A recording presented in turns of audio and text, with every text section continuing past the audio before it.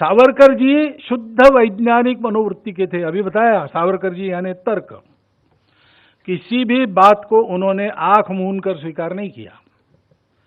प्रत्यक्ष अनुभव के धरातल पर और बुद्धि के तर्क के आधार पर जो सत्य उनको प्रतीत हुआ, उन्होंने बेबाक कहा, परिणामों की चिंता नहीं की। मेरा क्या होगा इसकी बिल्कुल चिंता नहीं की। उनका जीवन तो मेरा क्या होगा इस थीम पर चलने वाला जीवन था ही नहीं।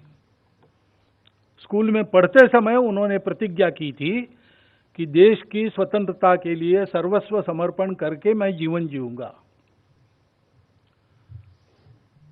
तो उन्होंने कहा है उनकी उस कविता में, जिसको चिरायुज ने उद्धृत किया, दीप्तानलात निज मातृ विमोचनार्थ हा स्वार्थ जाळूनी आम्ही ठरलो कृतार्थ।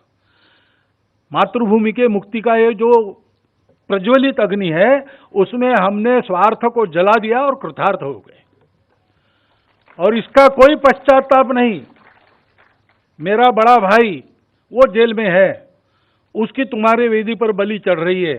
छोटा, मैं स्वयं भुगत रहा हूं, छोटा भाई भी कारावास में है। लेकिन ये क्या है, हम अगर 7 भाई होते तो सब तुम्हारे ही ठंडेल पर हम बलि देते। उस कविता का नाम है मृत्यु पत्र।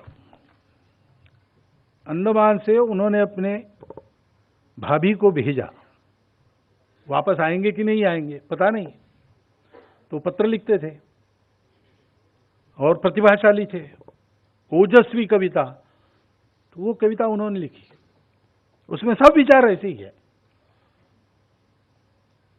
ऐसे प्रखर व्यक्तित्व वाले सावरकर जी, वो किसी बात को आंख मूंद के स्वीकार नहीं करते थे।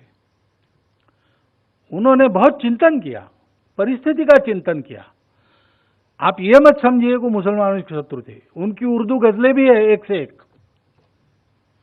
अंडमान में वहां के बंदियों को उन्होंने अपनी उर्दू गजलें भी सुनाई। वहां मुसलमान बंदी भी थे, स्वातंत्रवीर भी थे।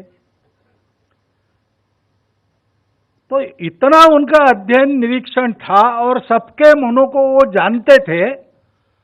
तो सज्जनों से कैसा व्यवहार करना और दुर्जनों से कैसा व्यवहार करना आता था।